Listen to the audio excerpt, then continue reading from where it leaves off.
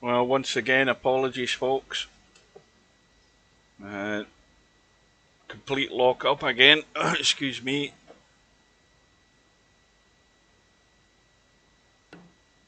All the bad signs that things aren't good with the computer. Complete lock up. Everything just freezes on screen and no functions. Just had to kill it again and restart.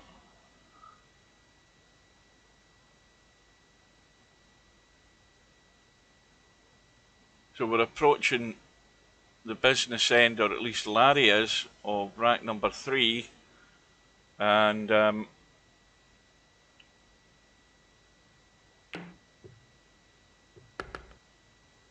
a run of 19.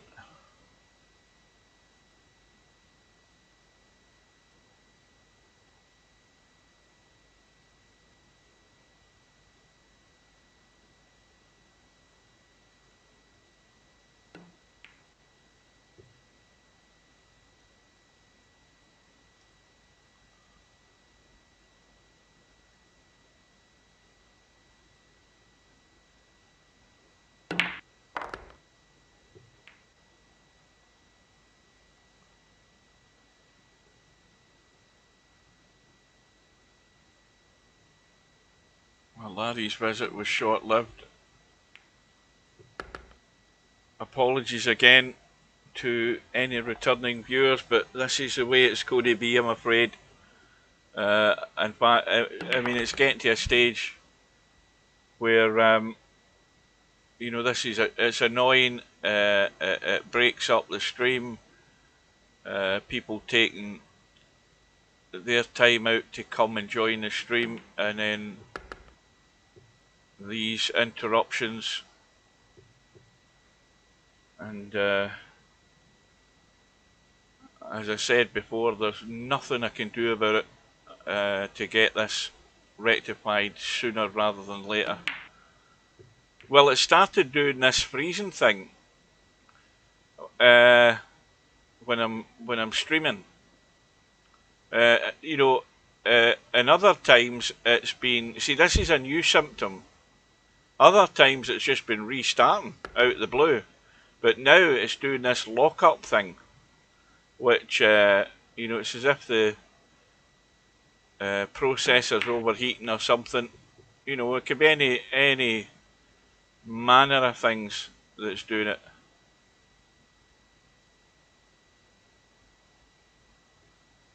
But whatever it is, it's a symptom that things aren't going too well and aren't getting any better and won't get any better.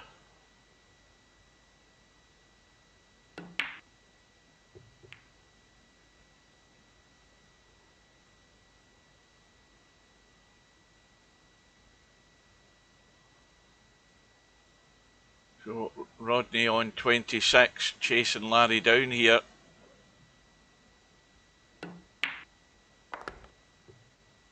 I mean, I was, now that you mention it, I was on, what do you call it, that Alaskan Road Truckers for a good couple of hours earlier on today. Never had any problem like that.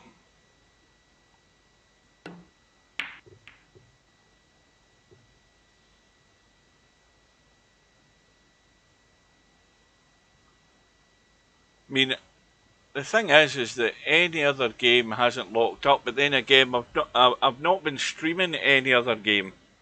It's happened once with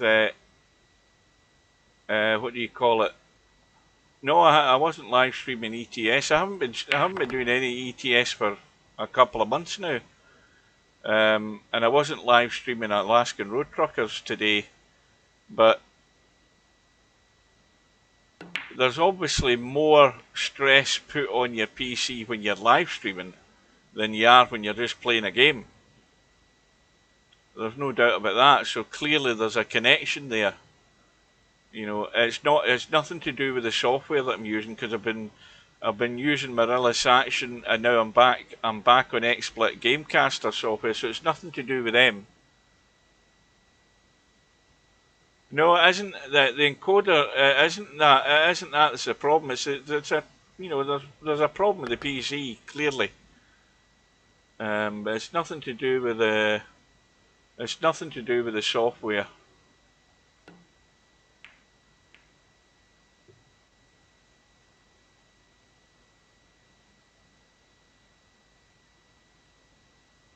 But it seems that you know, it's happening more and more.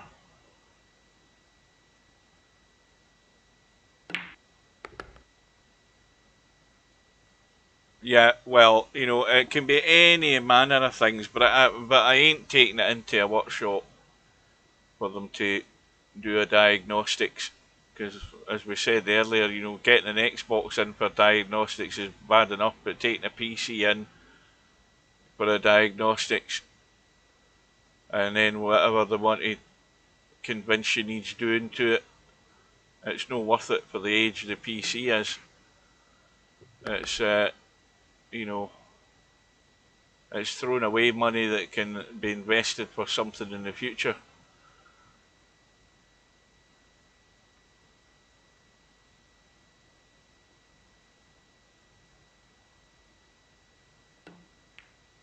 Now, is this too thin? No, he's got it. Run goes to 46.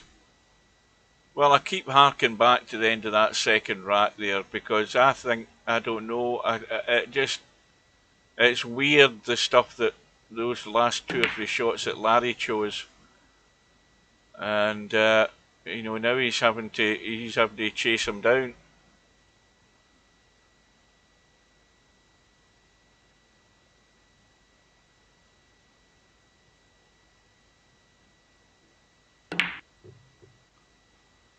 Yeah, I had a big bill to pay in the car some months back, a big bill, and you know, that's where any money that I was thinking of putting by for something to rectify this, that's where that money went, you know, because it's more important that I have transport to get to my work than it is to have a working PC, unfortunately.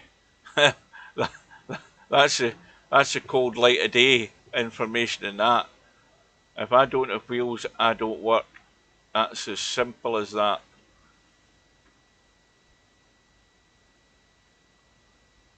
But again, you know, it's more and more. I know what it's like. I know it's annoying.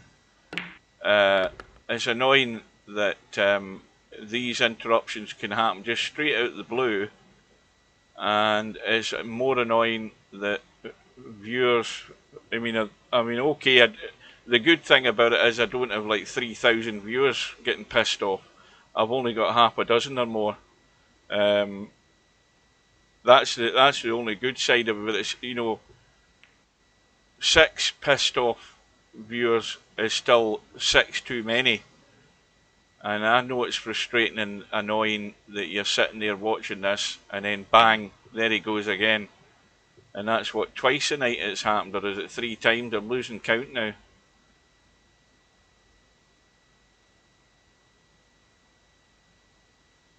But anyway, Larry's going to have his work cut out here if he's not to fall behind. That's far too narrow. So he's been given a chance.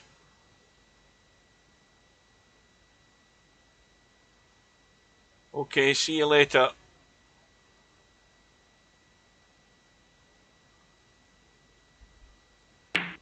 That's a laugh, doing a crowdfund for a PC. 30 pence. That'll get you the plug to put it on it. So, well.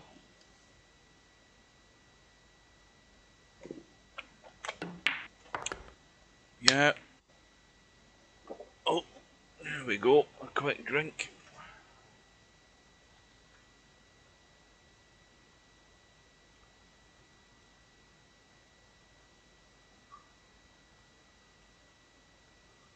Well, Larry,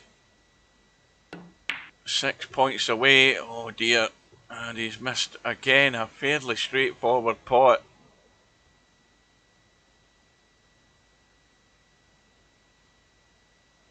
I think Larry's going downhill rapidly here in this match.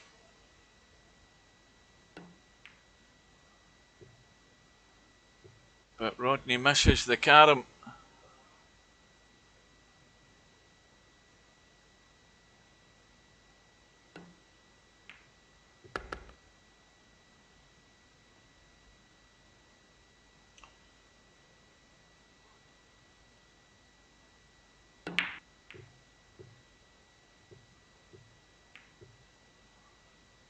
Now, crowdfunding's one thing.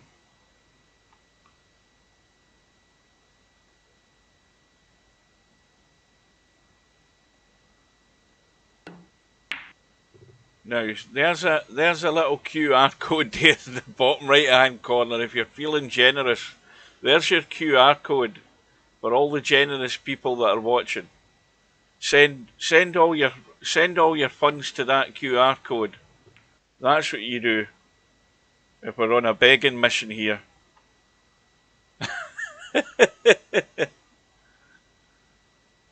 If you feel that generous.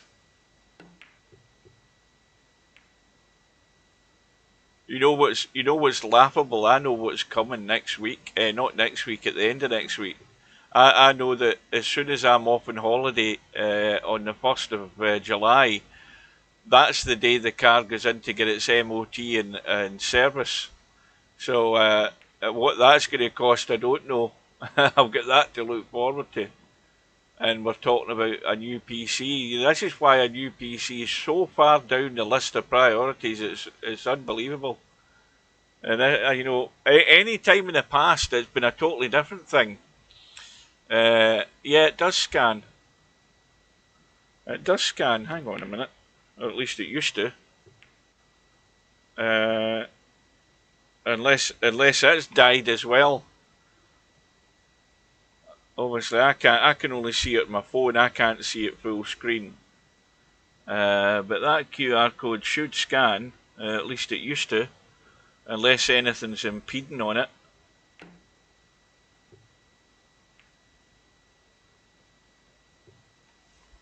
Hang on a minute.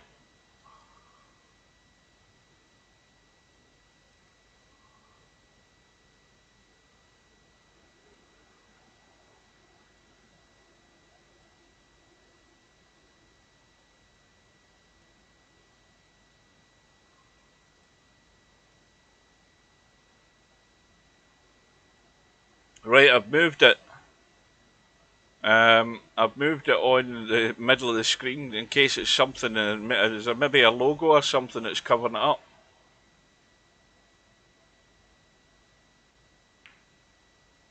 I've shifted it across.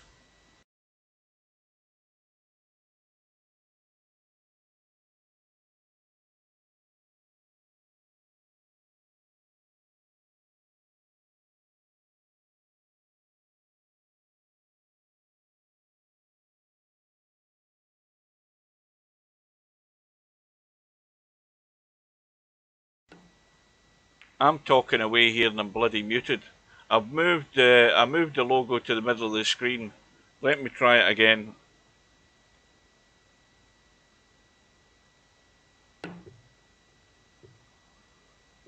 There you go.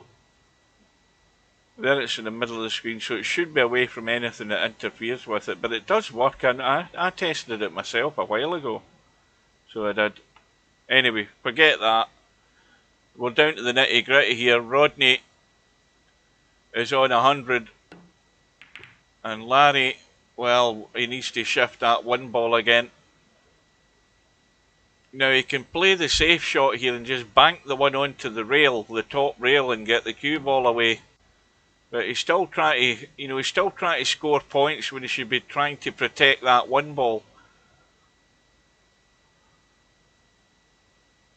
And this is where Larry's sort of not using the proper survival strategy here. He's all out to try and put things together here, and suddenly he finds himself 2-1 down. You see, there's another instance where Larry should have been protecting the one ball and trying to survive, and all he's trying to do is, fight his way out a wet paper bag there. and he wasn't even managing to do that, because you cannot keep trying to score when it's tough as it is. You've got to wind it in. You've got to make it difficult for your opponent by leaving that one ball relatively safe in the short rail up top, forcing them having to go multiple rails to get the cue ball out. And all Larry did was set him up again. So that's twice in 2 racks where Larry's got no survival instinct in this game, devoid of it altogether, and he's lost racks that he theoretically could still survive and find his way out himself, but he's just sort of sold out both times. Survival instincts you must have, and I'm very surprised that Larry's watched this, and he's been in it the last couple of years, and he's got to know about the survival instincts in this game.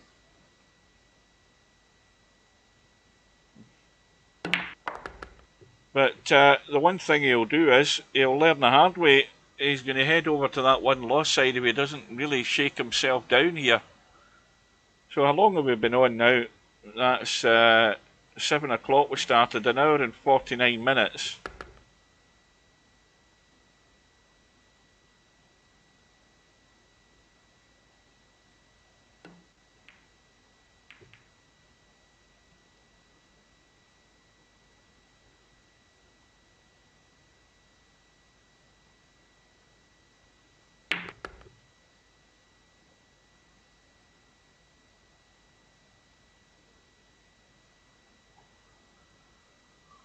And this is, of course, where Rodney, you Plonker, or you Plonker Rodney, or YPR is going to string something together that's going to take the match away from Larry. Well, I might not be in the tournament myself, because I certainly wasn't playing to any level, but I have to say I would probably be still in at least one of these racks tonight. I would probably still would have been in one of these racks, because I wouldn't be doing what Larry was doing.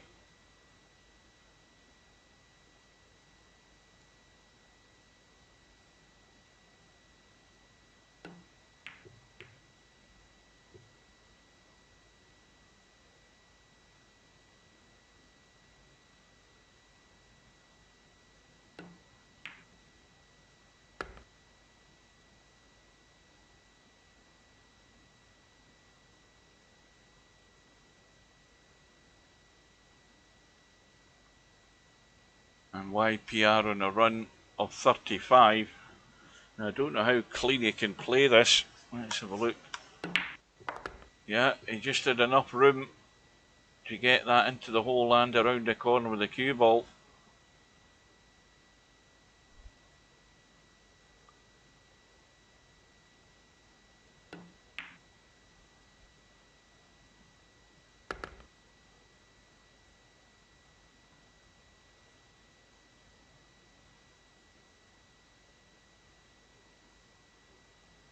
Well, I have to admit, I didn't think Larry would be sort of lost for solutions to stay in the rack. I didn't think he'd be like that in those 2 instances.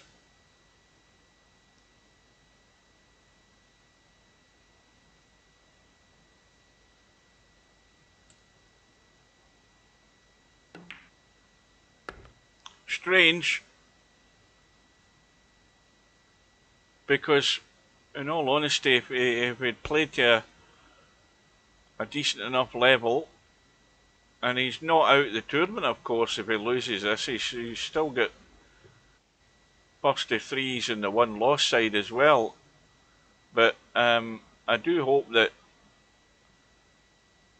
whether Larry wants to be picking up in those instances, I don't know. This is the one loss side. I've forgotten about that as well. It's past my bedtime. Yeah, you're right. Well, he won't have that chance then. He'll have it next time, whenever that is. But there is an inevitability about what's happened here. Larry starts off, he wins the first rack. you know, not hugely convincingly, but Rodney was making mistakes, and eventually Larry did go over the line. But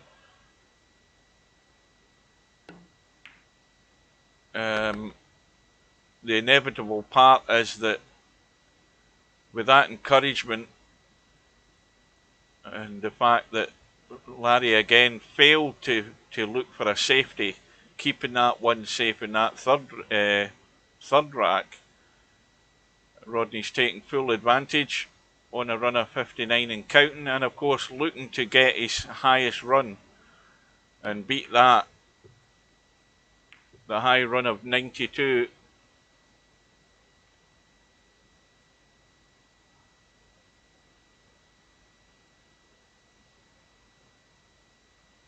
Oh, welcome to Hazard. I never even noticed you were in the stream. Hopefully you've joined after I've had the bloody failures tonight with the PC issues.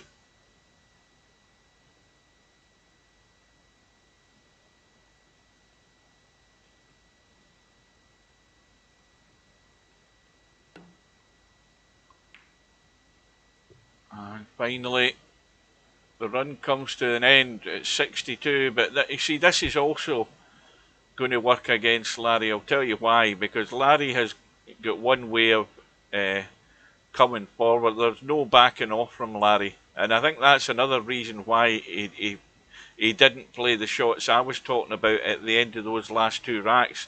Larry knows only one way to fight, and that's coming forward. It's not like backing down and ducking and diving. Larry's just going to continue trying to score even when the table's not great. He's going to be trying to pull. He's missed a carom there straight away, so I think it's almost hasta la vista time. Not quite yet, but not far off it.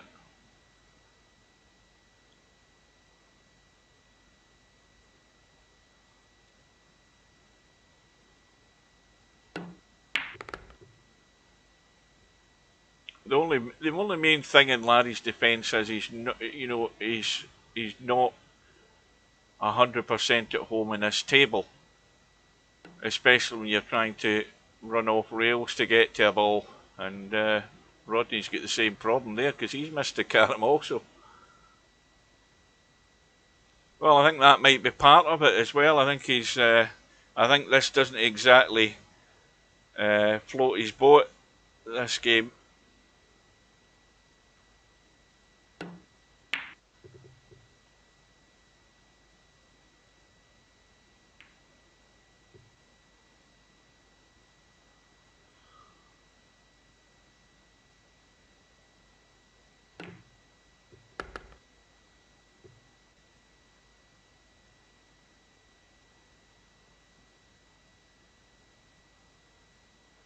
I mean, you get bored very quickly with this game if you can't keep the bloody cue ball on the table. You keep bloody scratching.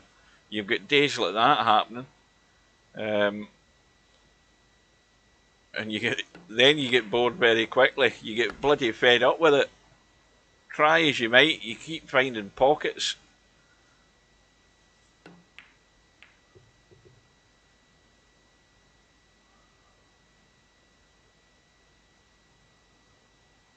Oh, here he comes.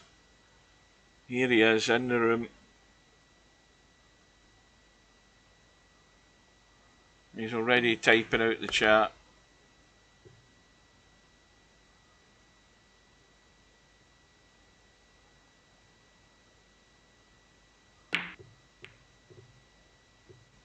Just waiting to appear, and then he'll disappear, and then we'll get it over with.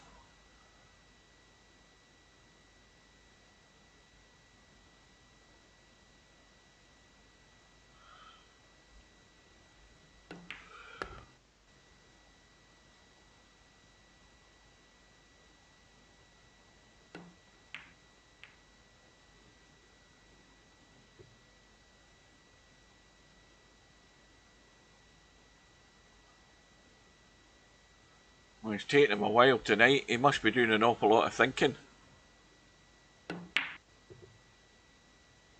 Well, would you believe it? Larry's missed the pot onto the one ball with the three. Unbelievable. But look at where he stuck the cue ball, right in the hole.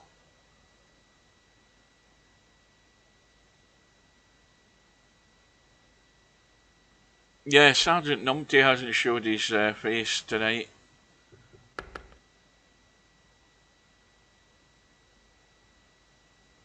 Oh, we had that idiot in with well, there he is. He's been writing out his life story. That's why it took him so long. Can't be bothered reading it. Yeah, we had that numpty snakes in our room this morning. He came in tight and bullshit for half an hour and then eventually get bored and left.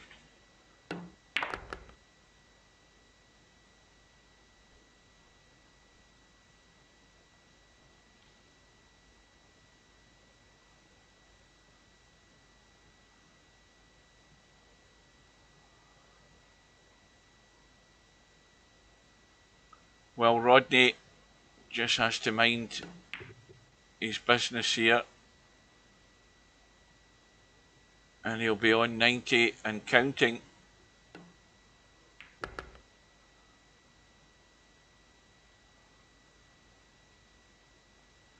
I mean, does Semi-Pro not think that there's a coincidence that he's not been in the stream while you Plonker Rodney's been playing? Does he not think that that's a bit of a coincidence himself? What do you reckon?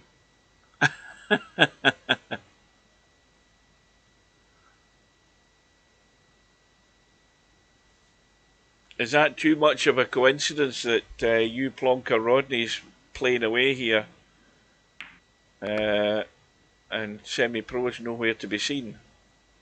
And he's making sure that there's no Semi-Pro wiggle to give it away. Do you reckon my theory's right there?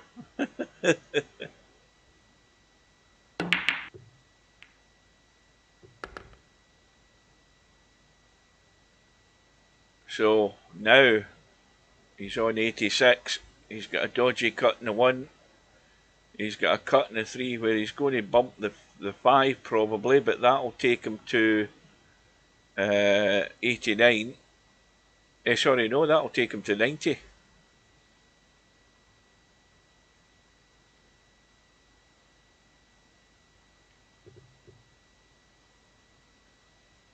Well, he did everything to avoid that 5 ball. Certainly that stroke that he played there was like a Semi-Pro stroke, wasn't it? On that 3 ball.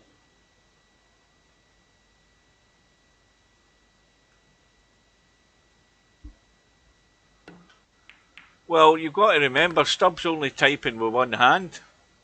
Unless he puts his bionic hand on to type.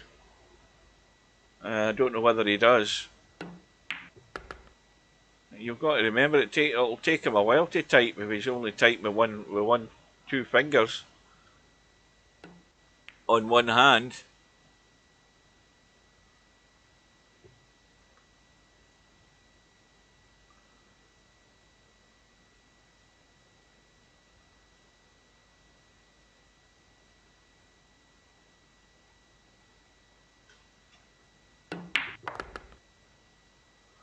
Oh, Siri, is that thing? Oh, is that one of these voice activated things? See, all that technology's all bypassed me as well.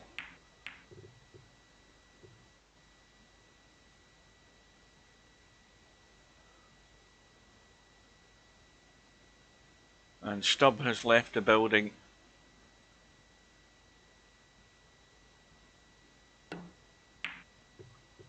Well, I wonder what abuse Gareth, what's his face, is going to get in the papers tomorrow. Not that I look at the papers, but all the pundits and everybody will be ripping into him for England's performance. See, the thing is, you know, people are overlooking the fact that there's another team actually playing in these matches. You know, Denmark are not a numpty team. You know, you got to have a bit of respect for the opponents, and you know that could very well be a reason why England didn't have it all their own way.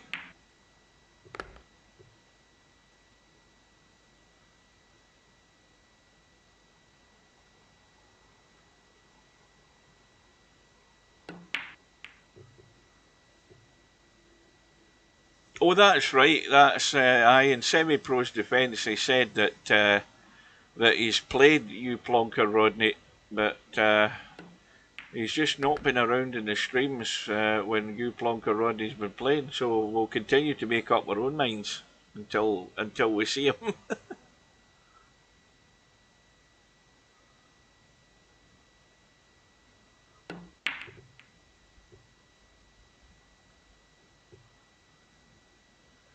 Well, Larry's trying to put some sort of a score together here. He's still way too far behind to be a threat at the moment.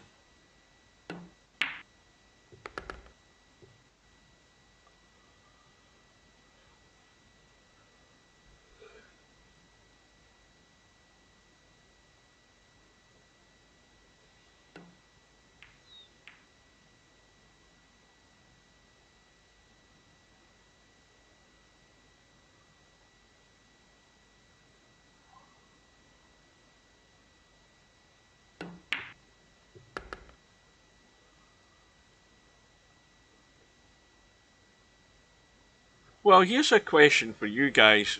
You know, I agree with what Interchange X says there, but I mean, did I have the right choice or the right idea at the time in those two racks where Larry just goes all out to try and stay at the table when he had perfectly good opportunity? Now remember he had a perfectly good opportunity here where he could have punched that one ball around the table up to there, and kept the cue ball here for a snooker. I think the 5 ball was there. If he'd sent the one up there and kept the cue ball down there, he would have had Rodney having to kick at it. He wouldn't have. And bear in mind that both of these occasions were where Rodney only needed the outshot, and then there was the other one where Larry could have. Where's the bloody thing went to? Larry had a perfectly simple shot where he could have sent that cue ball, that one ball onto the back rail there like that. Now that's not an easy outshot. You have to go at least 2, if not 3 rails, to try and get the ball in the hole. And Larry made no attempt whatsoever to keep things safe.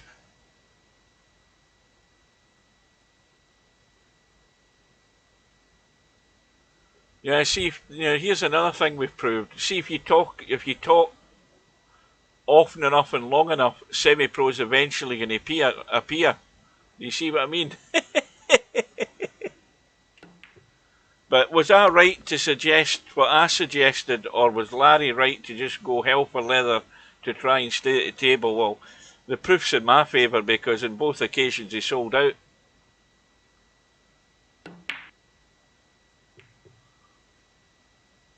Yeah, he's got bored sitting waiting, so he's just decided to come into the stream. We all understand that. We all understand that part.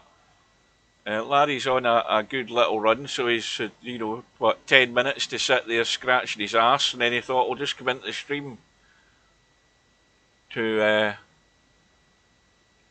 stop all of these accusations that it's him."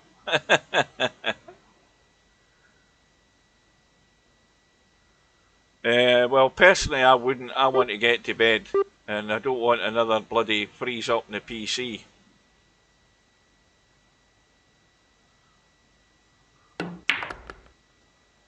Well, here's a question. What gave you the idea for you Plonker Rodney then? That's what I'd be asking you.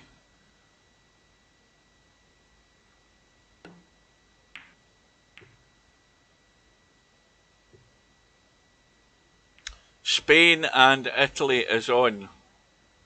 What, the football? Well, it's the second half, isn't it? It started at 8 o'clock, didn't it?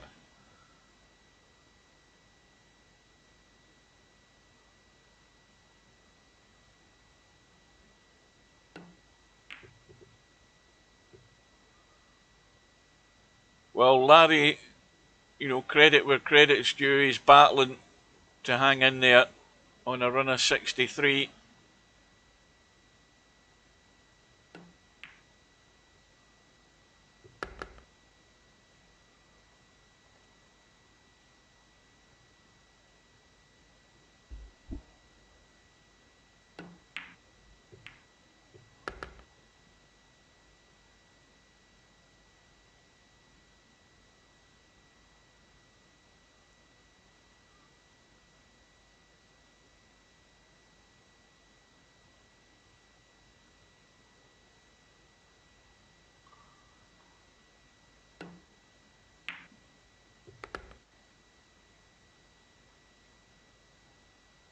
Here's another important question.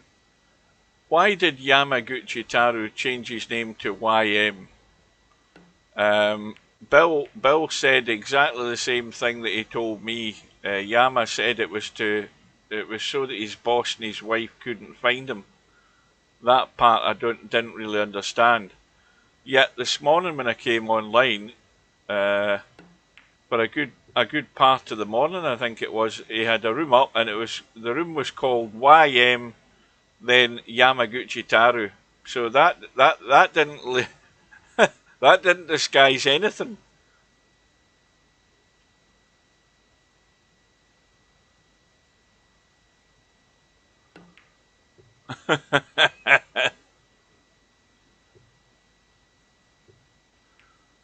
Well, Larry on a run of 76, and now he's got to be careful, because this is going to be really, really painful if he does something daft here. And he looks as if he's going to try and do something daft when all he should be doing is just rolling a ball to a rail. I mean, these balls aren't set for a carom, so he should just be rolling onto that 5 ball and just pushing it to the rail. Well, he did the right thing for once. A very good run of 76, so it's got him into the lead.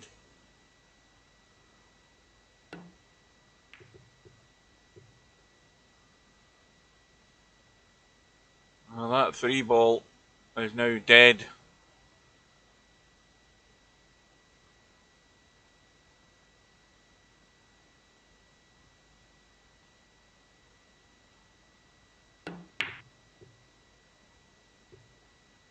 Oh, that's a good hit. Now, it's even more vital that that Rodney gets that 3 ball into play, because he's going to he's having to try and hunt Larry down, and of course he's on 86, so the chances are that as and when he gets a shot like now, he'll be potting that 3 ball to get that right back in play.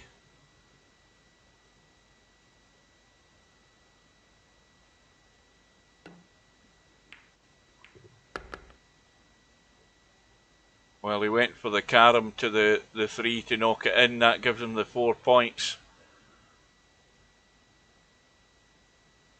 Well, this is not a 2-in-1 shot. This is just a 1 shot, and he's missed it.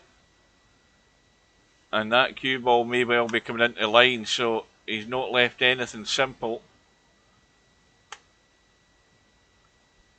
So this rack on a knife edge. And likewise for Larry, same thing. It's just a 1 shot he's got here. The easiest shot looks like the spin to the 1 ball, yeah. And this is okay, I think. He can certainly bank the 5 and get the force follow onto the 1.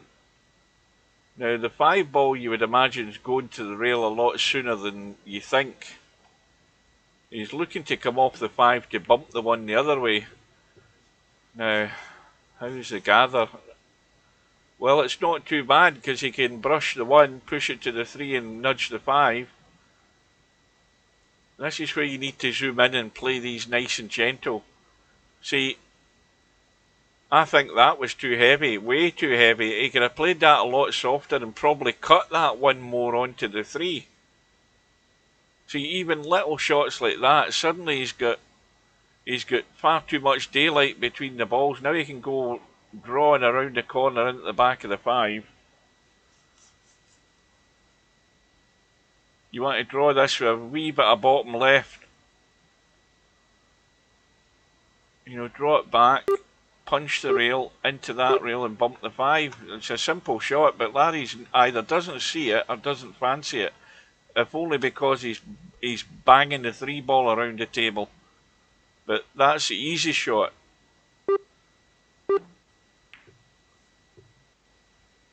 And the 1 ball doesn't get out of the way. I would already have played the shot I was talking about. A draw into the corner and around the angles into the back of the 5.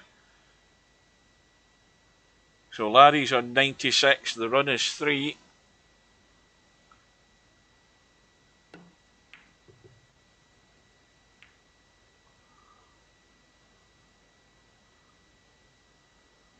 And now Rodney has to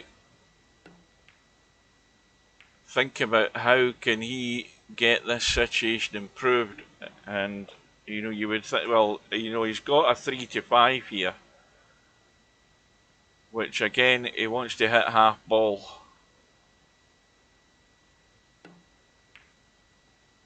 He hasn't hit it, has he? Did he graze any of that? I don't think he did. Oh, he did. He must have grazed a hair off that bloody 5 ball there.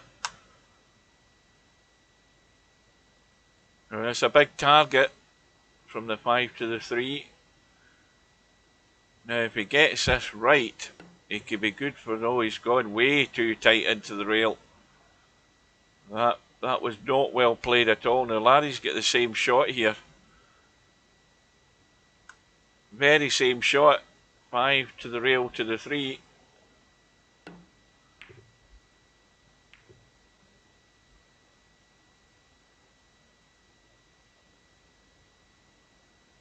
Larry now in 97. Who needs new glasses? Me? What did I miss there? What did I get wrong that time?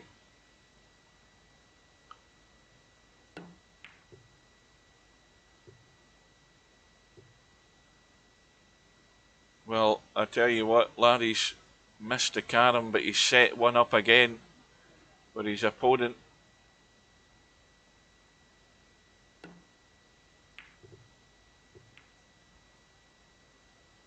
Now, this is tricky.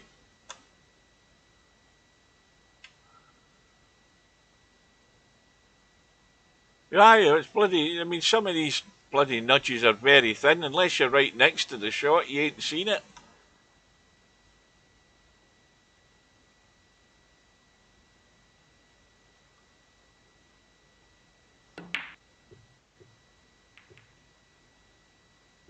Now, look at the line that 3 ball's taking. See if he'd slammed that harder, that 3 ball was finishing there. You know, that even that opportunity there is an opportunity missed. Because that 3 ball was taking a line, heading straight up to the 1.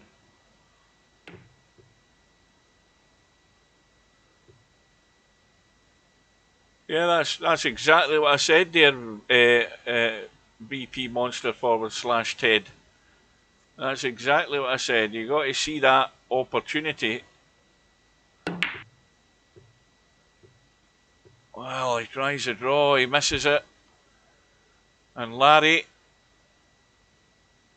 whatever way you look at it, it's not easy, but he's got an opportunity here to stun down onto the 5. He's got a 2-way shot if he wants to go around the angles onto the 1 and up to the 3. He's got a 2-in-1 shot on here.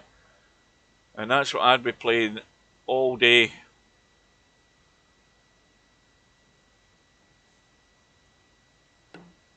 That way, that way, that way. Well, he's got it. Takes him to 99.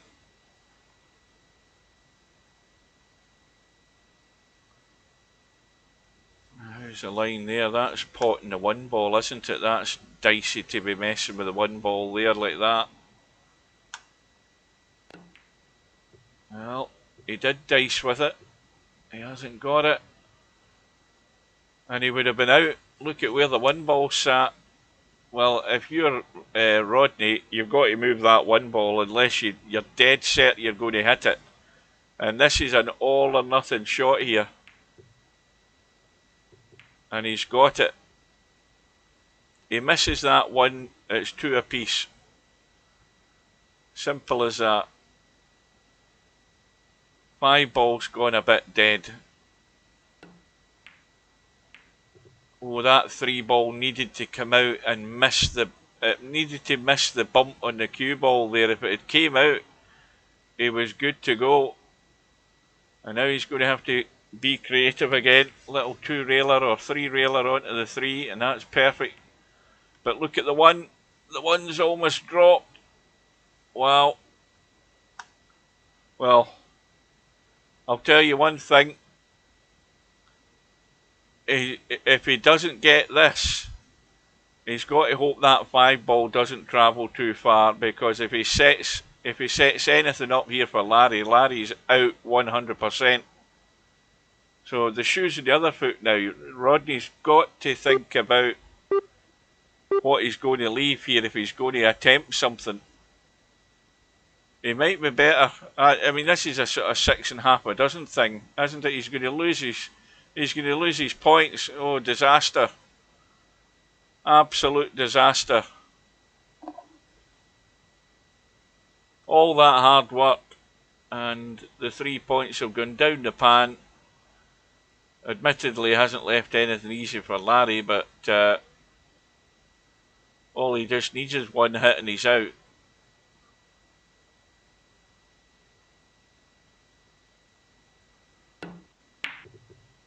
Needs to miss the 3.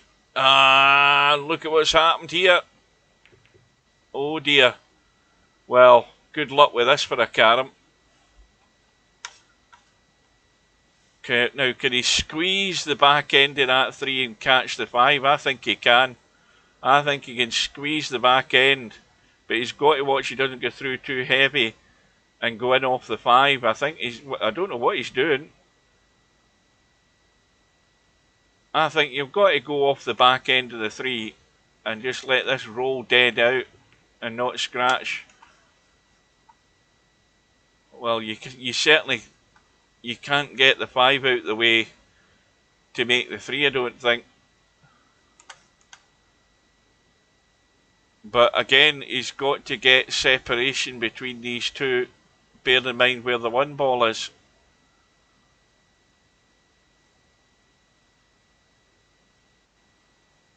Oh, he's tried his best there, but didn't get it. Well, this is certainly not any sort of easy carom. I mean, he's trying to stun it across to the 5. Oh, he's got it. He's got it. Well, Larry, how do you miss this for an outshot?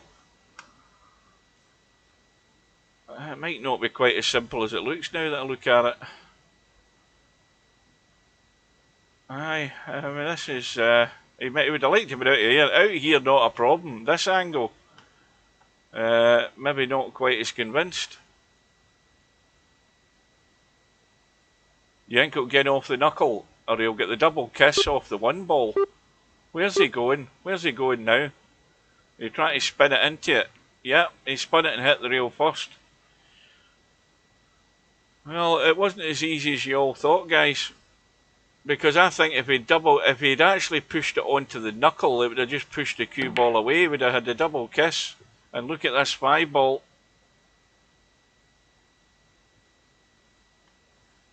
Well, okay, we'll give him. He's got to go for the force follow to cut the right side of that 3. He's missed it. And not only that, he's set up an outshot. But again, the problem with this is getting that 1 ball out of the way. Making sure it's not coming back towards you. Now, what's happened to Larry? Is he disconnected?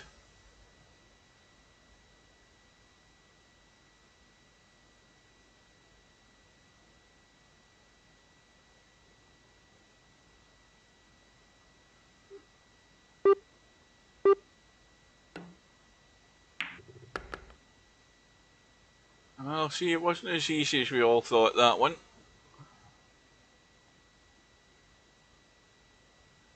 So that's 2 attempts that Larry's had at getting out here. They weren't absolute gimmies. But now he's got as good an outshot as you're going to get in Cowboy without just following 1 into a hole. This is one that if you play Cowboy often enough, you're expecting to get out on it. It's all about how much of the 1 ball you take. But this for 2 apiece. And in it goes. So there's life in the old dog yet. And we are now 2 hours and 24 minutes into this match. So who wants it most? Well, Larry is going to get first bite at the cherry here with the break shot. Now that he needs to hit the 5 because he hit it way too soft. So now he's got the open table, so all is good.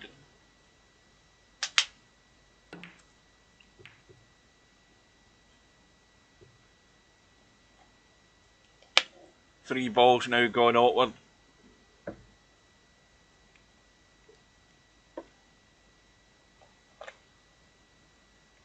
I mean, whenever I've got a ball like that, I've always got it in the back of my mind that, you know, I need to get that back into play.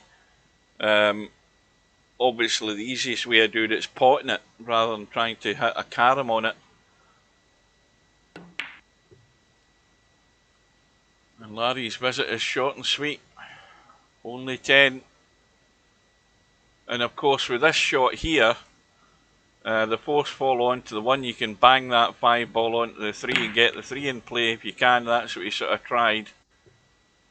A sort of half-hearted attempt at getting it. If it hit it, it hit it, and if it didn't, it wouldn't matter because he's actually finished not too bad.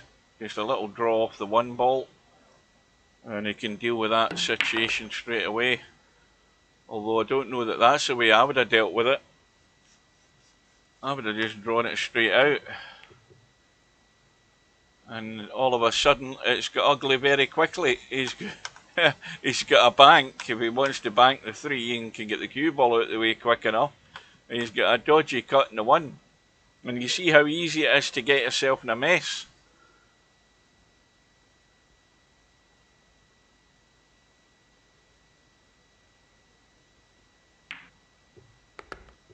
And he's going to have to go, well, either off the back rail or off the long rail on the right to get the hit in the 3, or he can do what I would probably do, and that is go for the 2 or 3 railer into them. Now, that's a huge target to hit.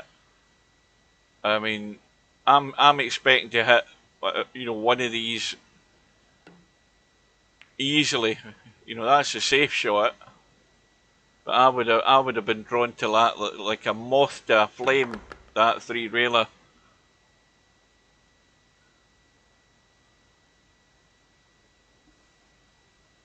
Well, that's what Steve was talking about last year when he was in doing some of the commentaries in the Cowboy. You know, why isn't he potting that and doing this? I'm saying, you know, you're playing to keep a run going. You're not playing just to get greedy for points. Because we've seen what happens when you get greedy for points. Okay, when you first come to the table, ideally you're wanting a pot with the possibility of a carom just for the sake of having an open shot the second time around, but there are times where you just have to wind it in and play the sensible shot that's going to allow you to continue your run. Just been greedy for points or been sort of blind, you know, what's the word, blinkered into playing the 5 ball every time you can see it isn't the way you're going to win it.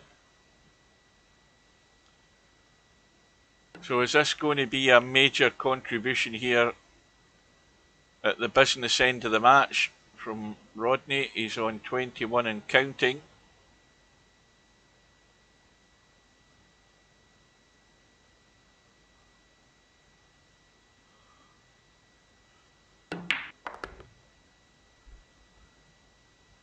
And this is coming into a good line. Good line, pity about the distance though. Right middle pocket knuckle is in the way for the line to hit the 5 ball if you're going right edge of the 1, up the table onto the short rail and coming down to bump the 5. Watch the knuckle. He's missed it. He's got the hit. And well,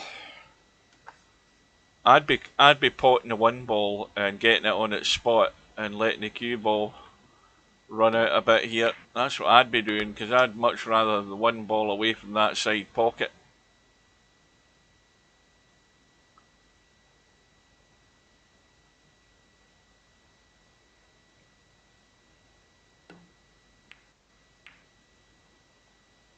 Oh, he's landed good on it though. The one ball. This time, again, if you're potting the one ball, you've got to think about where the cue ball's got to end up. Well, I don't know that he played for the extra point there, but he's ended up, I don't think, too bad. Let's have a look at the one. Yeah, you can force follow off this and bump the 5, get the one around the corner and out of there.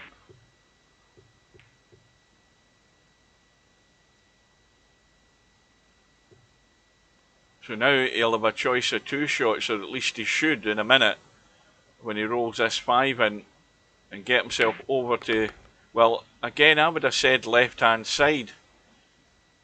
Now, this is fine though. So your left-hand side, you have a choice of 2 shots depending how wide you go. But that'll work. Pot and a follow-up carom. Nothing you need to think about other than just being able to see that 3 ball. But watch the line the cue ball's taken. Disaster. He started running it. I mean, all he had to make sure there was that he wasn't behind the 5. That's all he had to make sure. So all you had to do was get the cue ball here and coming over this side. And he started running to get up the top side of the table. You didn't need to be in the top half of the table. So that was a bit of a sucker shot there for Rodney. And back to square one. And meanwhile, Larry's had a visit that if you blinked, you would have missed it.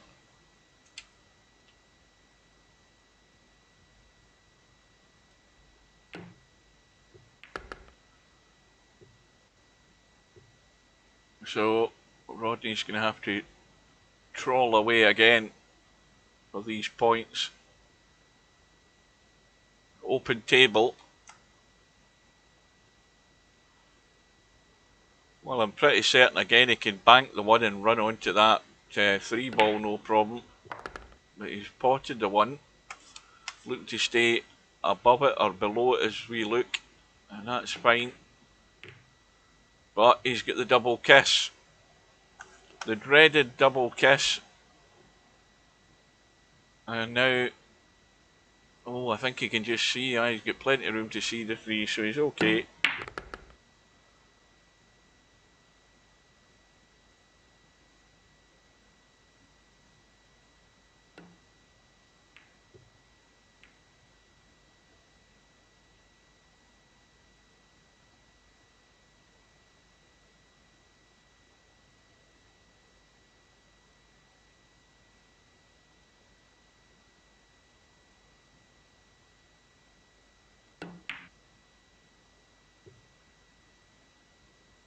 Well, that was the country mile away from the pot there.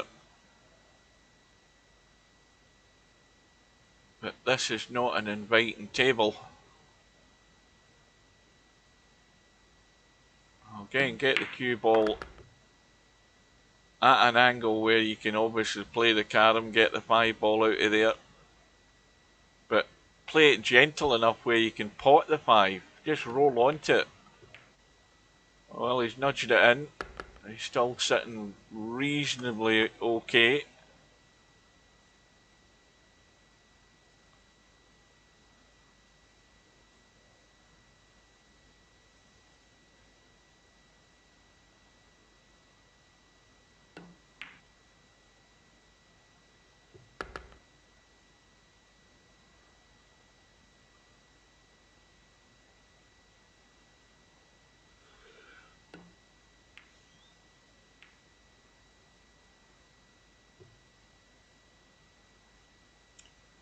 Well, this is just as gentle as you can on the 5 ball into the side pocket. And just let that cue ball drift up above the 3. Again, give yourself a choice of 2 shots. It's all simple stuff.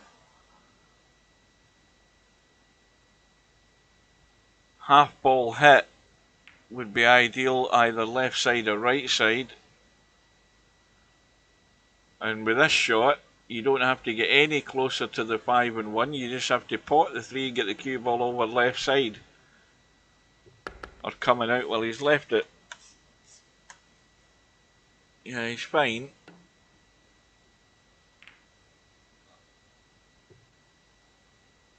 I would have still come a lot further over to the left there though. So the one ball going on its spot, and I think he's a bit straight here. He's got to try and get out of the kitchen here, I think, with this shot. Got to put a bit of juice on this to get out of there. Now, how's that finished? Well, that's not bad. Just a little bump off the rail. He doesn't want to put too much juice in this, because you get still enough room to go around the back of that.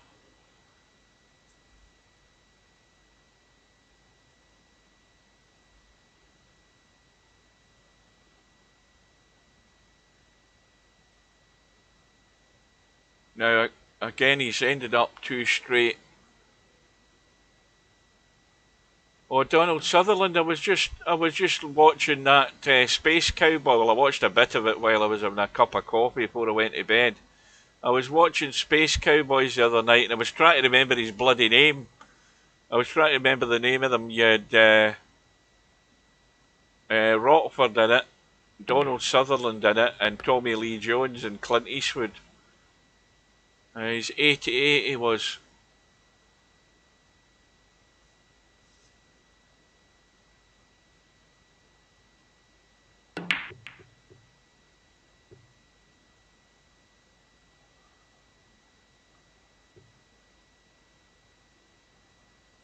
So that was at least 2 films he was in with Clint Eastwood when you think about it, now that I remember, because he was in that one. What was the one about the Nazi gold?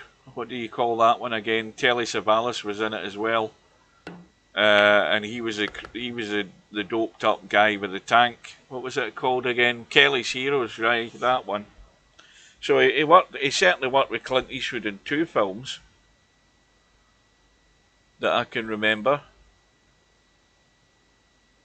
He was also in that one with Julie Christie where she lost her daughter. The daughter got drowned. Don't Look Now. And he was in JFK as well. He had a cameo piece in JFK.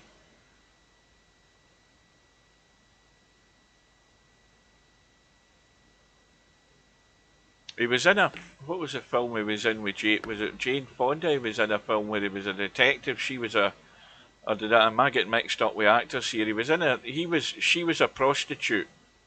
And was that the film he was in, or am I mixing him up with somebody else there? Yeah, Clute. Was it Clute he was in? I'm sure it was Donald Sutherland and Jane Fonda. Aye, you're right enough, it was Clute. You know, that was the age Jane Fonda was at she was at the age she was hot to trot at that age. You know, that was after Barbarella, but it was an early 70s film that. She was in her prime then. And he was also was he in MASH as well?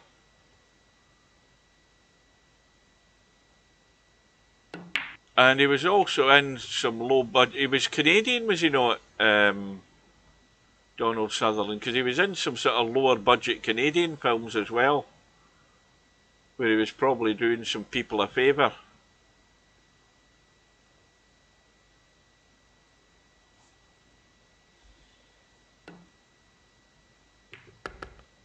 Yeah, that's another one ticked off the list. Of course, Clint Eastwood will be next to go, or Gene Hackman. I mean, the two of them are well into their 90s, 93 and 94. You know, it's only a matter of time. And to think that Keith Richards will still be going, he's going to outlive them all.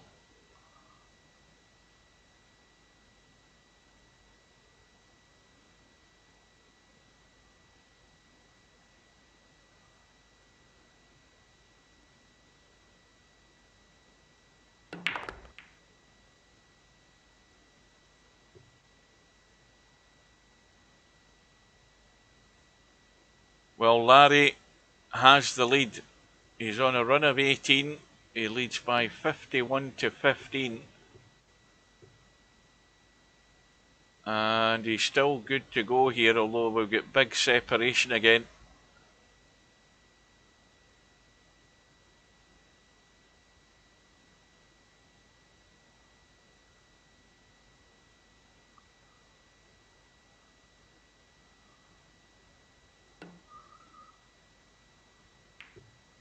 You were born in 1981. Goodness me, you're still a bloody kid.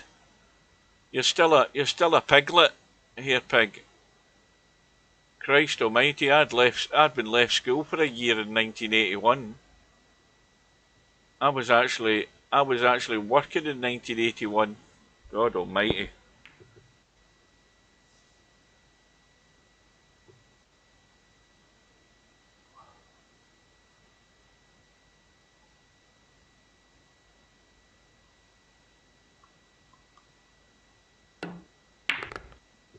Well, quite an important visit here for Rodney, because he's got to stay in touch. Every opportunity you get now, it's all about taking what you can get and just staying in the mix.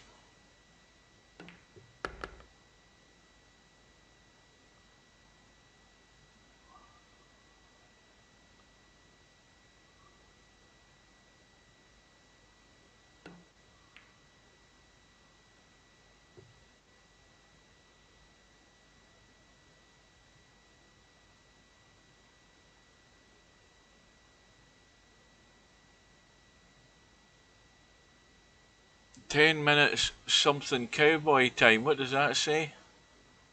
Or till cowboy time? What, a tournament?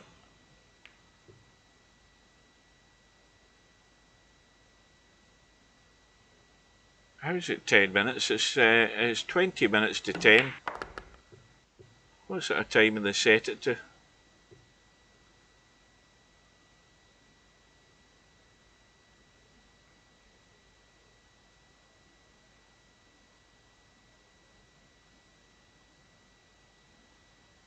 Why is the tournament starting at 10 to 10? That sounds weird.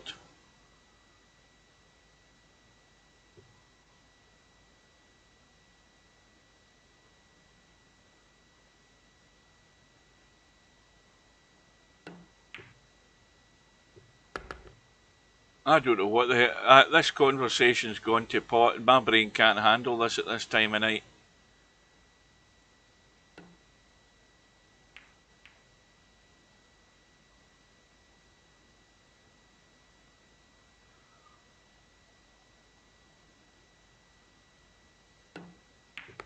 No, I've never heard of cowboy time. I don't know what that means.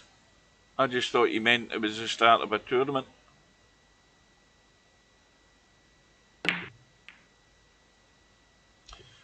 "10 to 10 is called cowboy time because when you repeat it, it sounds like cowboy music." 10 to 10, 10 to 10, 10 to 10. I still don't understand that. I don't get it either, Cold as Filler. Thank God I'm not the only one that hasn't a clue what he's talking about.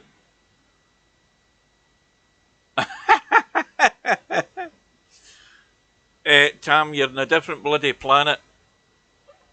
And I have no clue what you're on about. I just thought it was a time of night.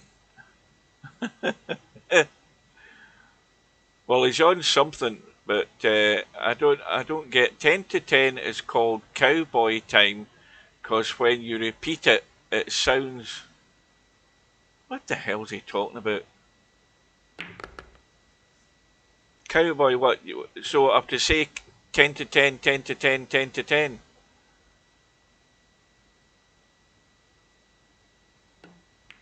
I had to look it up, like a horse galloping apparently. 10 to 10, 10 to 10, 10 to 10, 10 to 10, like that. Is that cowboy time? 10 to 10, 10 to 10, 10 to 10. That doesn't sound like Champion the Wonder Horse to me.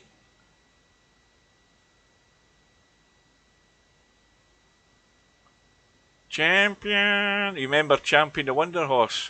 Uncle Sandy. Rebel the dog. Champion the Wonder Horse. Champion the Wonder Horse. Like a streak of lightning flashed across the sky. Like the swiftest arrow whizzing from a bow. Like a mighty cannonball he seems to fly. You'll hear about him everywhere you go.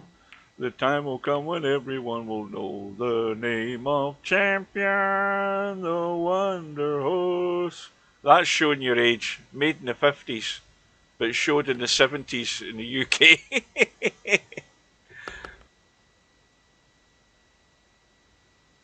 Who remembers Champion the Wonder Horse? Somebody's got to remember Champion the Wonder Horse. The old guy with Beulah, his jackass that he used to laugh so that it would run away so they could stay and get dinner.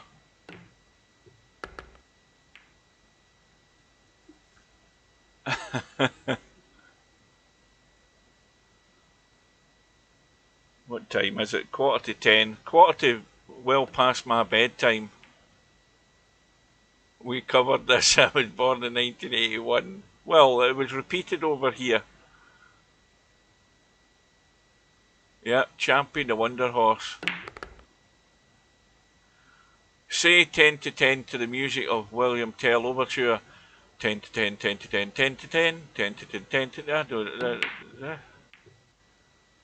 10. No, wait a minute. What's the William Tell Overture again?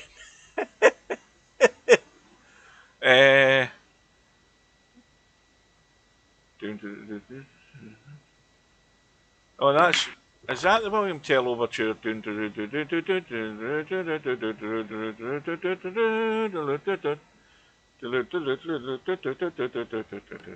10, 10 to 10. I can't say that's a tongue twister.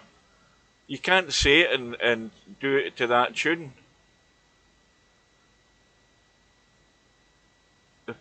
It was the first thing you saw on a colour TV and it was in bloody black and white. It was made in black and white, Champion the Wonder Horse.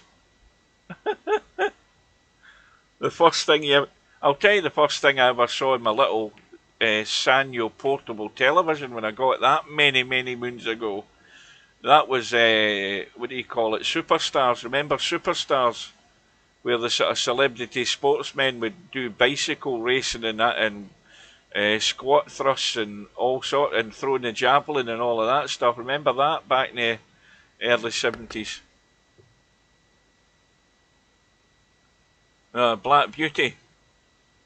With the Black Beauty theme, so it's not the William Tell Overture. What's Black Beauty theme again? I can't remember that. Anyway, we're losing track here. Maybe we're getting bored, but we're actually in a final rat decider here, and you plonker Rodney is on a run of 43, and he's on the brink here.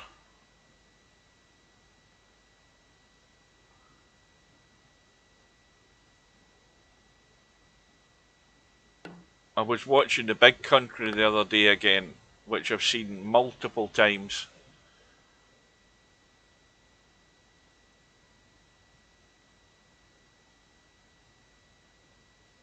And I think that was possibly Alfonso Bedoya's last film. He didn't make that many films, but of course, he was a little Mexican guy in it. And of course, he was the famous gold hat in Treasure of the Sierra Madre. We don't need no stinking badges.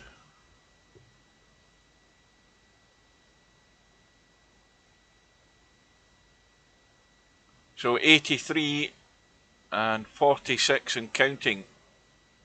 Is this the match winning run from Rodney?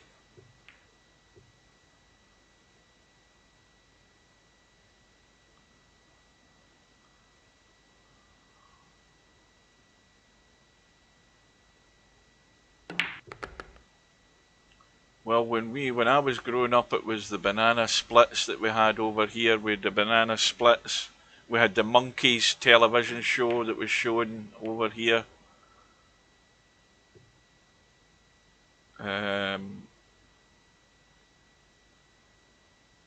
We had Sesame Street.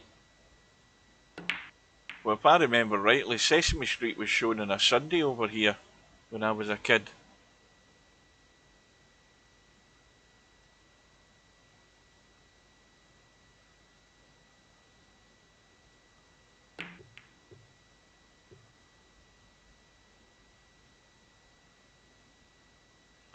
Bill and Ben, the Flower Pot Men. Yeah, Sooty and Sweet. Yeah, I remember Sooty and Sweet when it was the father that was the host, Harry H. Corbett. He was Harry H. Corbett because obviously you had the other Corbett that was the actor. The banana splits were weird. There was also a program over here, the Double Deckers, which you can watch on YouTube. It was stupid. The Double Deckers, it probably only lasted one series or something.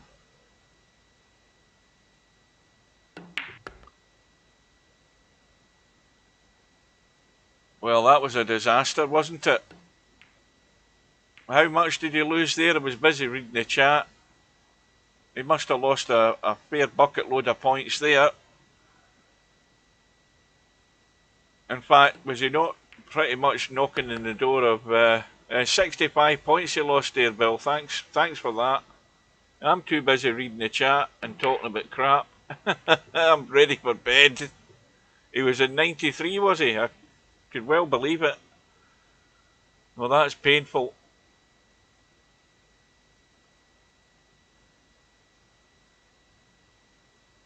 Well, but anyway, it was still a bucket load of points he lost, and that's the pain, the proper pain of Cowboy right there.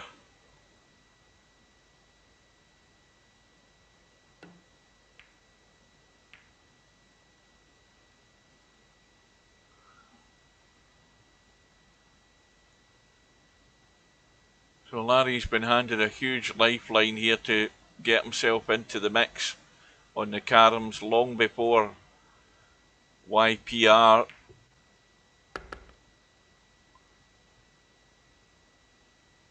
And certainly main objective here, get that one out. He doesn't have to slam this, he just wants to bring the one in play and possibly have a shot in the 5. He didn't get much of the 1 though. Still okay though, stay top side of the 3.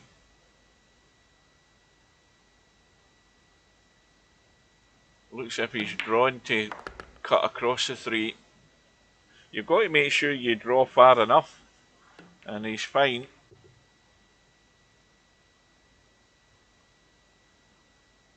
So Larry now on 80.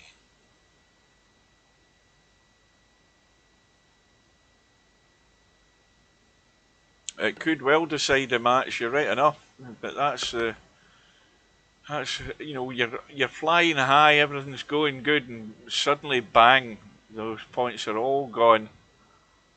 And from having the match within your grasp, you may well have thrown it away.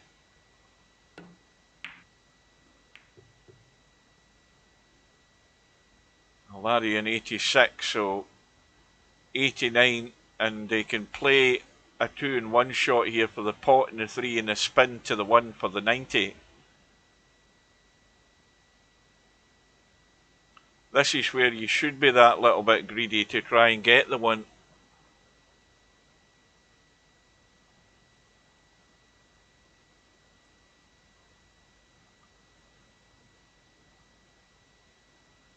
He looks as if he's thinking too long about this. Yeah, that's the shot. He didn't get it though.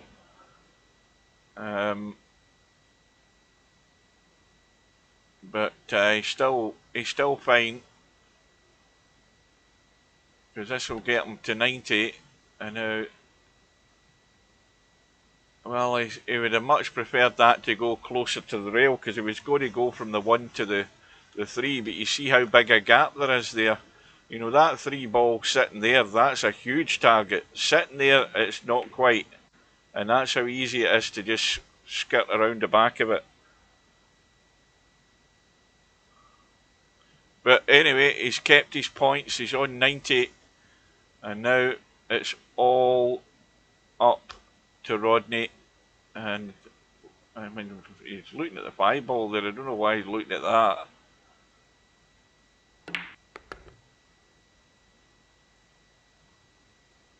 So it's a long haul to get himself back into this.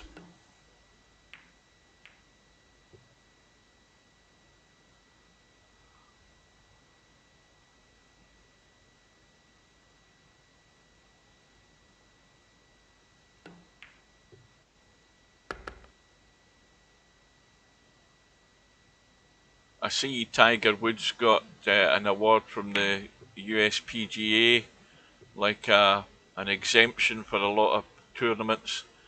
I don't think he got exemptions from, he didn't get any exemption from the majors, but I think it's partly to honour his 83 titles that he won in the PGA Tour. But to be honest with you, I don't know that he'll get much use of them, because I think the way he is at the moment, all he is doing is trying to save his body to play in the majors. I don't think he'll be playing a heck of a lot of golf before he comes over here for the Open next month. Because he always flies over to Ireland, gets his practice over there, and then comes over for the first morning.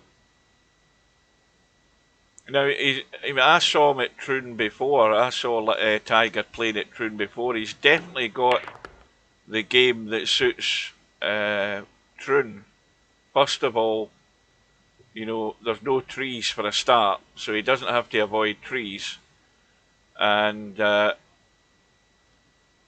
he'll probably not play an awful lot of drivers, I wouldn't think. I think he'll be like maybe 3 wood, get it in the fairway type idea. He also hits the ball a lot lower than a lot of golfers from the tee. He can hit the ball a lot lower, which you need to do to keep it out the wind on the links course. Because if there's weather about at Troon, it'll be coming right on shore. So he's got the game that can give him a chance at Troon. I've no doubt about that. Whether he's got the stamina, that's a different thing. I don't think he made the cut at the US Open. He just failed the cut there. And this is all he's got to go. This is the only target he's got now, is to try and catch up with Jack Nicklaus's record, and he's really on borrowed time right now. But, you know, write him off at your peril after what he done at the Masters.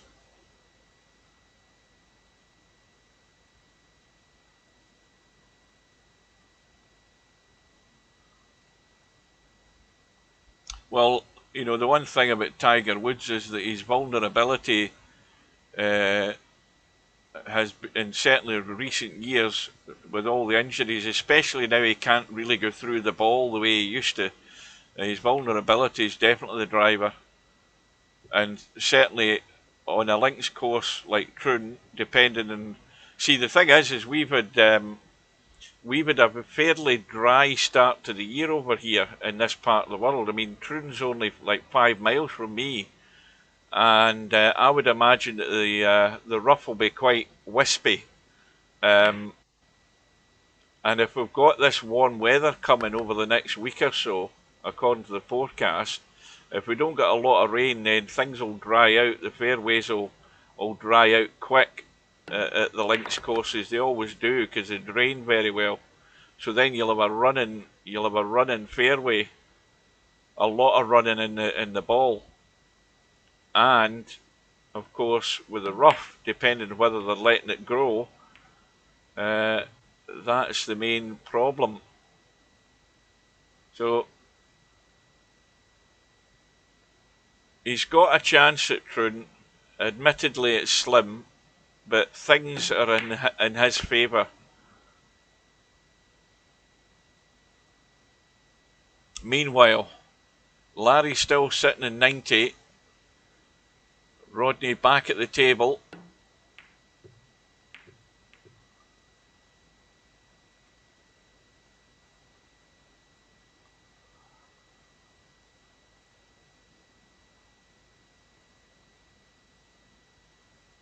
Airtune Centre. I just read that the other day. That's a funny one. Airtune Centre. Oh dear. Oh, I should write that down so I can tell them that one at the work. In fact, hang on. I might take a photo. I'll take a photo of that chat on the screen there. That's what I'll do. That way I don't have to remember it. Let me get the camera out so I can take a picture of that. Hang on. Before the chat disappears.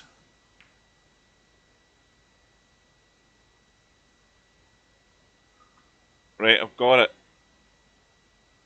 Have you ever noticed all the best F1 drivers have Scottish town names? Eddie Irvine, Lewis Hamilton, Stirling Moss and Airtune Centre. I like that. Oh dear. Just got home from a round of golf myself. Didn't hit many fairways. Was very windy though, and I'm not very good. Well, it's good that you're honest. Did you have many? Did you? did, did you have many bedhead cuts?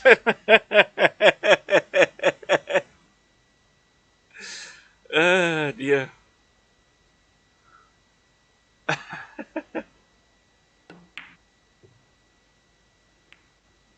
Yeah, you must have had some bedhead cuts.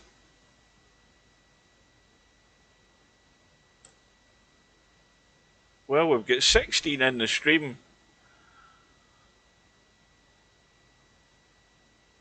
And touch wood, the PC's still going. It hasn't stalled on me yet, but it might do it again for about the third or fourth time tonight.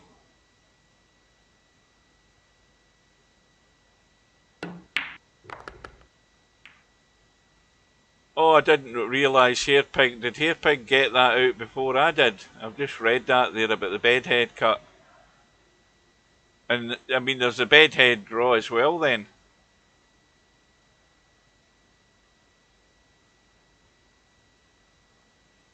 Probably far too many bedhead shanks. Probably that's the main problem he has. Meanwhile, Rodney missing the carom on 85, and Larry has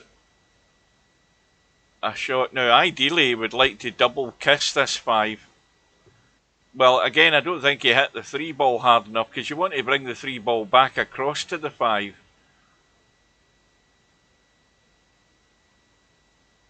Right, see you later, or good night, because I'll be gone before you get back.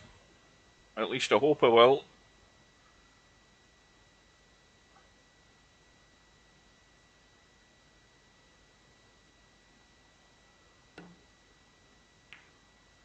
Oh dear, that's a big miss on that 5 ball there. But again, he's not left anything simple for Larry. But I know what I'd be doing here. I'm playing the 3-railer off this 1 ball every single day of the week. I mean, just ask Tam, I wouldn't even blink an eye at this. He's trying to draw it to, I'm running it.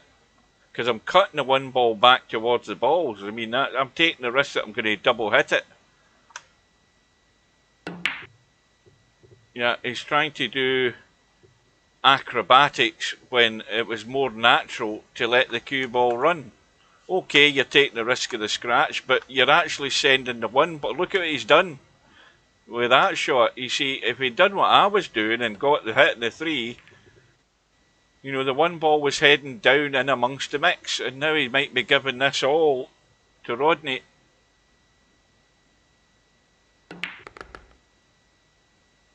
I'm surprised he didn't go 3 rails there, but anyway.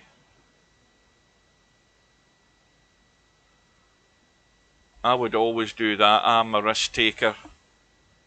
But I think the way that the one ball was going as well was a bonus, because if you could get that hit, you had those balls up close together to work with. So 90 apiece. We're almost done. And this looks good if it doesn't go round the back. Oh, it'll just sneak round the back again. But this time, the danger for Rodney is that Larry's got a shot.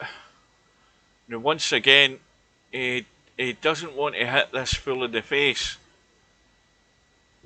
In fact, he's not hit it at all, has he? Nope, he's not hit it.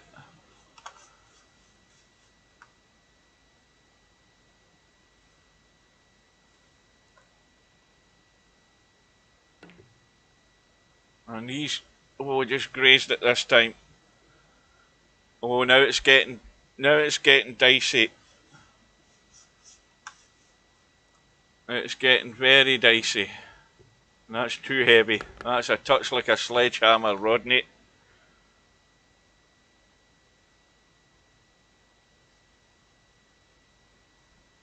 That's why I keep saying to people, I mean, I think that when you're down to a tight space and you're looking to play caroms, then for goodness sake, try zooming in.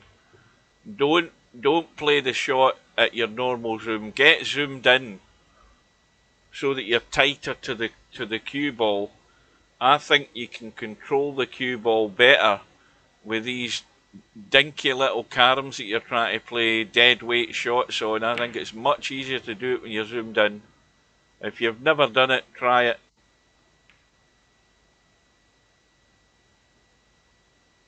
So Larry on 92.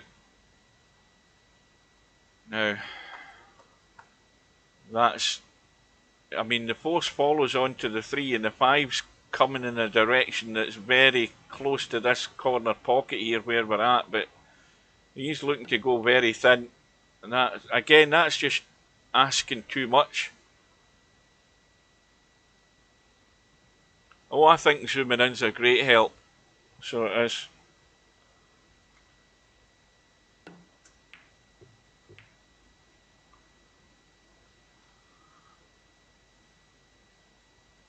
Well, there is a shot here. I mean, this is again, there's a 2-in-1 shot possibility there. Now, the 2-in-1 shot is the one I would play.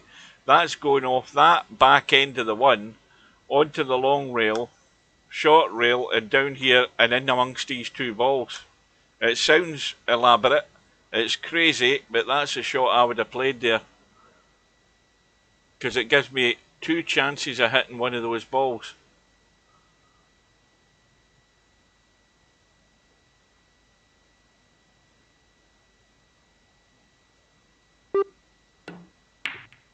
Double kiss there. 3 ball didn't get out the way quick enough, or the cue ball didn't get out the way. And now Rodney has got to mind what he's doing here. Now this has got to be, well, first of all, he needs to understand the word gentle, because the last time, and that, well, he also needs to get his specs on as well, because the last time he'd a touch like a sledgehammer, that one there he got it far too thin.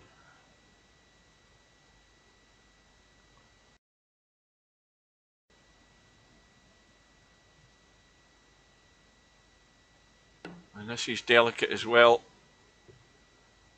5 ball goes away past the side pocket, which is good from that point of view, that at least you've got a target, but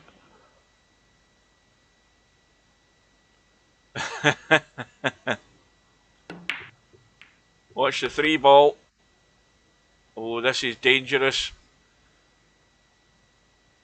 And then again, you've got a choice. You can bang the 3 if you want to stud to the 1. You can go 3, overcut the 3, go to the short reel and bump the 5. That's a shot. He didn't have any spin on there enough. He needed to hit that a wee bit harder, but maybe a wee bit more help and spin. And likewise for Larry,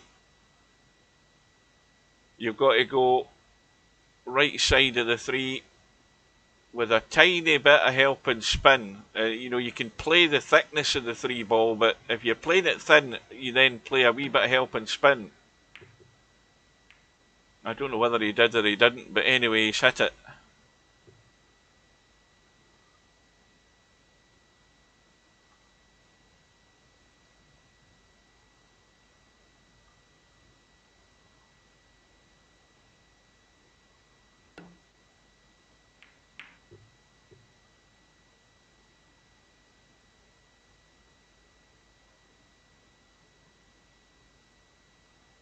Well, overcut the 1, rail out onto the 3.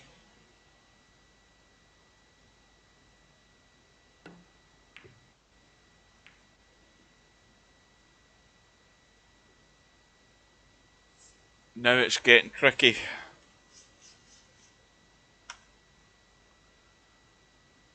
He can go off right side of the 5, play to the 1.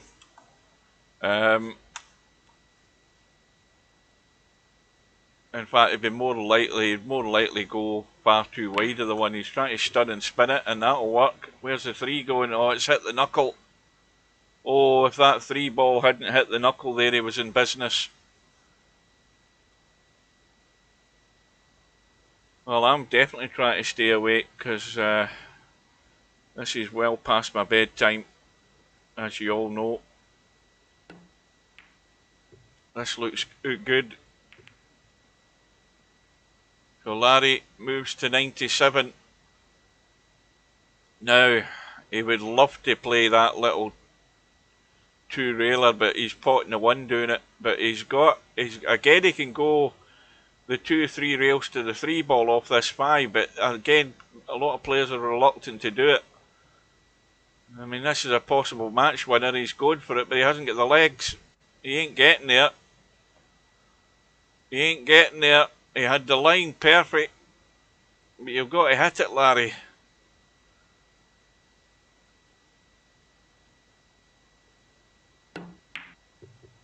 This might work from behind. No, it won't.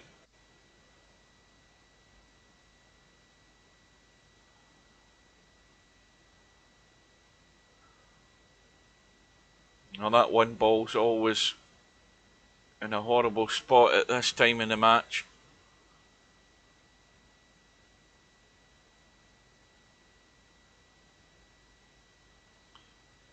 Well, if you can get the cue ball out of the way quick enough, you can overcut this 5 and try and come down on the 3. Well, he got the angle completely wrong. I think he was more concerned about not potting the 3. That's why he got nowhere near it. But what he has done is he's made life very difficult for Rodney with where he's put the 5 ball. Now, if it's about survival, then I don't think it does Rodney any help if he keeps that 5 ball over the pocket. He's got to get it and play. But there's a right time and a wrong time to do that. And especially with the 1 ball being where it is. You've got to get that shifted out of the way.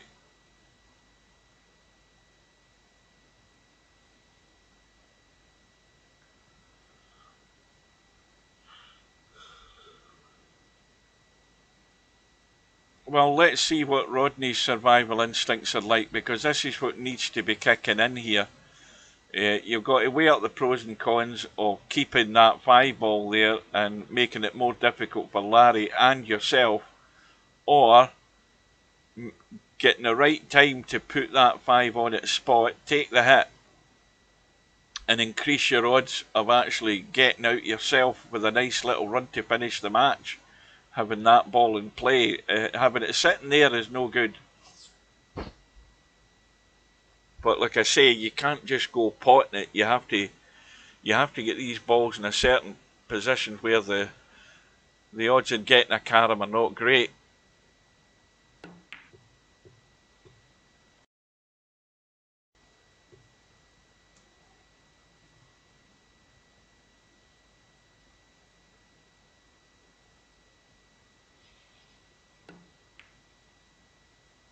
Well, 3 hours and 15 minutes we've been playing, pretty much. 7 o'clock we started, British summer time. I think this is like, well, it's certainly the longest match I've streamed. Again, has that got the legs this time? I think it has. Oh, well, if he hasn't hit that, oh, he has, he just brushed it. Well, this is very thin off the left side, this one ball. In fact, I don't even think you dare. Well, you can play it. It looks a lot easier from this end. But he's got to go short in this 3. He can't go long short like that. He might end up potting it. Yeah, that's the only danger.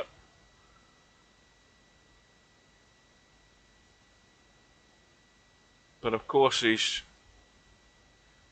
biggest thing about that shot there is he hasn't left something simple for Larry. He's going to have to be creative.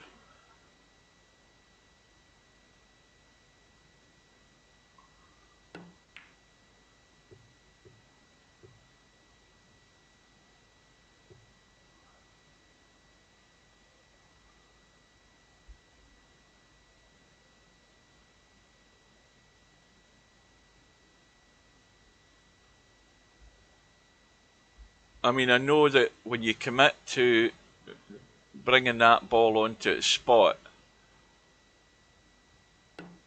you know, you're throwing all your eggs into one basket, trying to give yourself the best opportunity to not only survive but win. But in doing it, you're committed. You're committed from the point of view that you could easily be setting up for your opponent to finish the match. But there comes a point where you have to make that move. And I know that I don't have the patience for leaving that 5 ball sit there and continue with this for, you know, another half an hour. I'm either I'm going to die with my boots on. Let's just say that.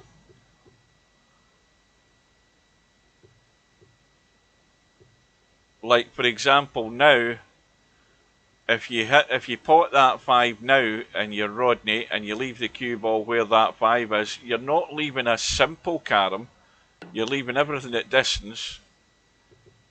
But Rodney's going to continue working the way he's doing, and sooner or later, with an attempt to get the carom up top, that 5's going to get knocked in by accident anyway.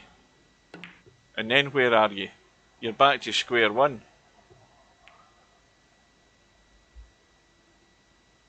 And, you know, looking at the score, can he get in the back of that 5? Oh, now he can get the 5 in play. And now suddenly from nowhere,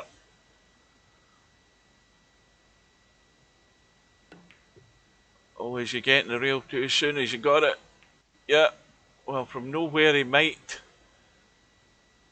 be getting something here, but again, you've got to wind it in. Is it worthwhile having to go at something, or, you know, just roll onto a ball and make sure that whatever Larry does, he has to get it. He has to create a shot.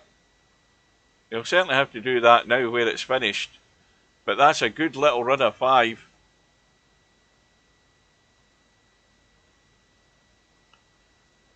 And this is a sort of 2-in-1 shot here off the 1 ball. 2-in-1 off that 1, onto the short rail, long rail, into the back of the 5. Well, it's never going to have the legs to get to the 3. You know, look at the line. Look at the line. I mean, it's not going to hit the 3, but it just hasn't got the pace on it to play a 2-in-1 shot. That was a 2-in-1 shot every day of the week there, and he never played it as one.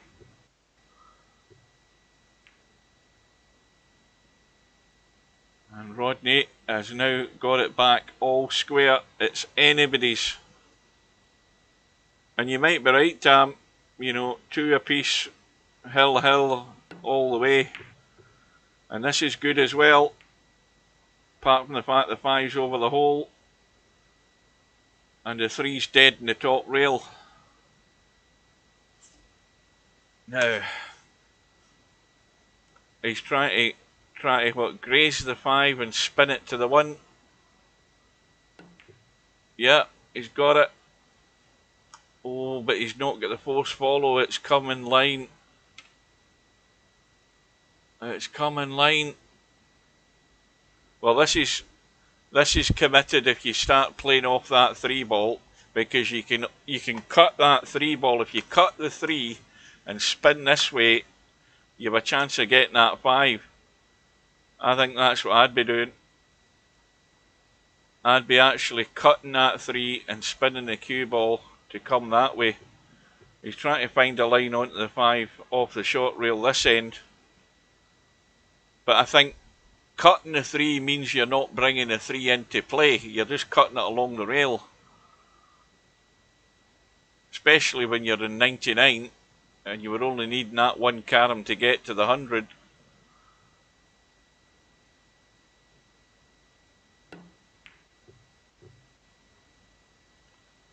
Well, this is make or break. As long as he doesn't cut that into the side pocket, and I don't think he will. I think he'll be cutting it to at least that point in the rail. He's got a fairly simple hit onto the 3, and the outshot off the 1.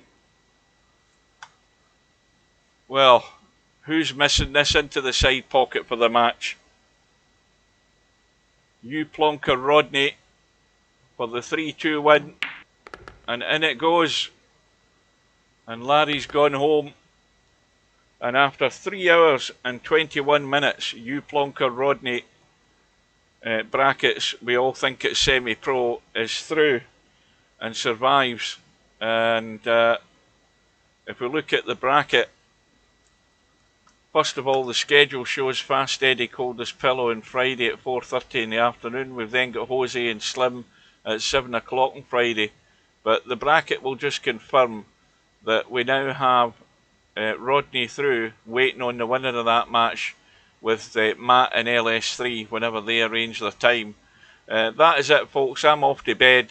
Well done to Rodney. Unlucky to Larry. He worked hard to stay in it, but you know, it's all ifs and buts. If he'd done things the right way earlier on, he could have probably have it at 1, but there you go. You live or die with your shot choices. Apologies again for the problems. They will continue. Thanks all for watching, and I'll bid you good night, and we'll see you again very soon.